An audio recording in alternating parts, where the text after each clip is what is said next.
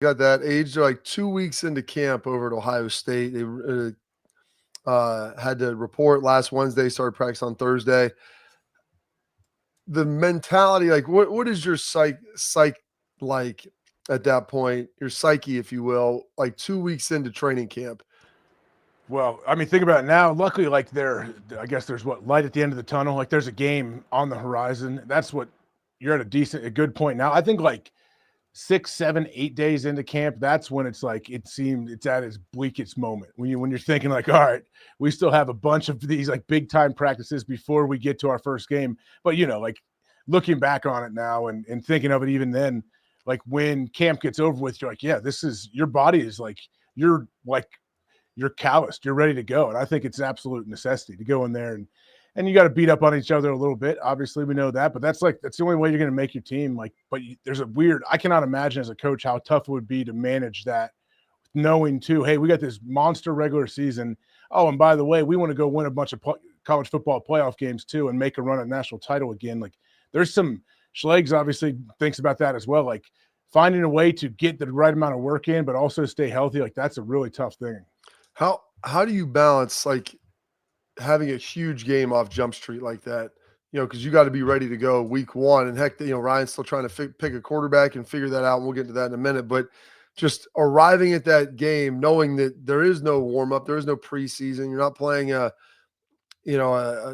group of five school. You're playing Texas, who is ranked number one in the country.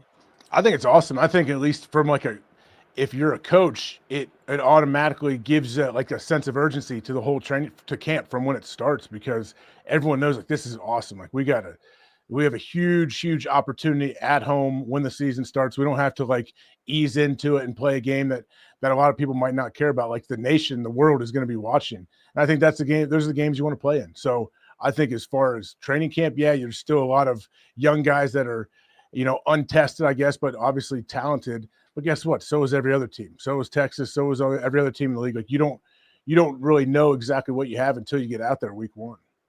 Hey, let me ask you this. So some comments like people doing good, hearing people doing, not doing well. Is the offense just that much better? Are there other issues that are, prevalent? When you're in camp, and obviously AJ, you and Bob have been in a variety of camps. But sometimes and I warn people this, like, don't take the people that have only been there for a part of the practice, because there's a certain cutoff point when all media has to leave. And there's another cutoff point when NFL scouts have to leave, unless your name is Ryan Stamper or a true Buckeye, then you can stay. But as you go through practice, just tell people and articulate to people how it's the summation of practices and the building upon those practices, because we all are going to make mistakes as we learn, as we grow. And this is a completely different team, but it's these other qualities of being able to learn on the fly and not regress that really matters, and that coach are looking for. Expound upon that for fans out there. I mean, I think it's tough to, especially if you're not a coach and you're not going back and watching. If you're not watching the tape after practice and going through like the calls and what was the goal of this drill? It's hard to like evaluate players. Yeah, you can see how they move physically and what they're doing. Like, of course, you can see that.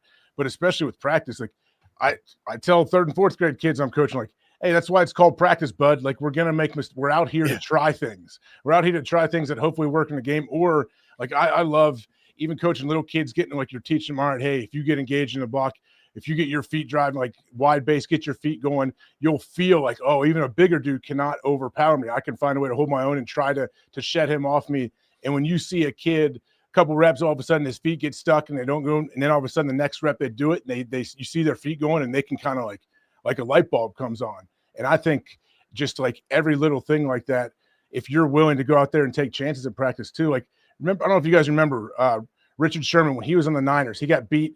It was they're doing one-on-ones with the receivers, which we know like it's awesome to watch, but like you can't exactly evaluate everything off that. And I guess he got beat deep and dude caught a touchdown. The clips all over the internet, and Shanahan brought him in front of the team and like praised Richard Sherman. He's like, hey, I give him credit because he tried something. Like he took a chance because he's trying to practice and he wasn't scared of, oh, hey, it's going to look bad if I'm a 10-year vet and I get beat deep in one-on-ones in practice, because he knows the media was there during training camp. So some people are like scared to put themselves out there to take a chance. I love when guys aren't worried about that and want to take a shot. And then because it's true, like you learn, okay, that could possibly work in a game, or that's definitely not going to work in a game. Yes.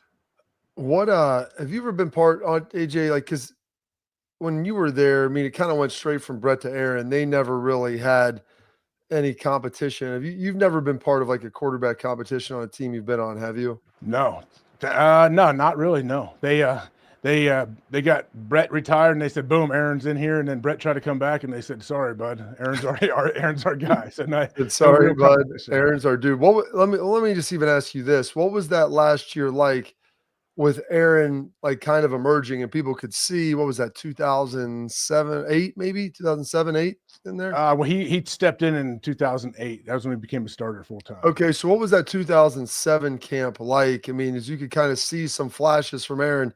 Oh, yeah. You know, and the defense, the offense, everybody can see this guy that's young. And so not that you had divided loyalty, Brett was a Hall of Famer, but as you kind of watch that and kind of feel that out, what was that like, you know, being a part of that? We knew right away, like, so Aaron was drafted 1 year before me. I got there. And so Aaron's playing scout team quarterback against us on defense. And I knew right away, and everyone did. Like, it was like almost like an unspoken thing where Winston Moss, our linebacker coach, every once in a while in practice, he wouldn't even say anything, and he would just run the play back and forth a million times, showing like a throw, Aaron threading one up the seam or whatever, perfect coverage on a dude, just threading these crazy throws in that not many people can make. And we were always thinking in our mind, and we even said, like, hey, whenever Brett decides to hang it up, I think we're in good hands. Like, we got a dude back here because he would torch us. And I think we were lucky to where Brett was still playing at a high level. I think Brett's last year we got beat in the NFC Championship game. And then Brett took off, but we kind of knew, hey, we're going to be great. This guy coming up is awesome. And he stepped in there and was Aaron Rodgers from day one. Hey, I want to, Bob, how much time do we have left with you got like another 3 or 4 minutes. Okay, real fast. Hey, AJ, for all the people, because we had a couple people late to the deal, and Emily was like, hey, this is what you missed, and it was just driving and animals. But real quick, do you still drive with 2 feet? That's a real question. Yeah, of course. What do you mean? I love that. Hey, he tried to say he drove a stick with 2 feet, so I don't know if that's real, but I mean, hey, we were talking about classes online. They made a whole freaking movie called Gran Turismo. Dude played a video game and went out there and won some stuff. Anyways, hey, polls came out. Buckeyes won number 2 in the coaches, number 3 in the AP.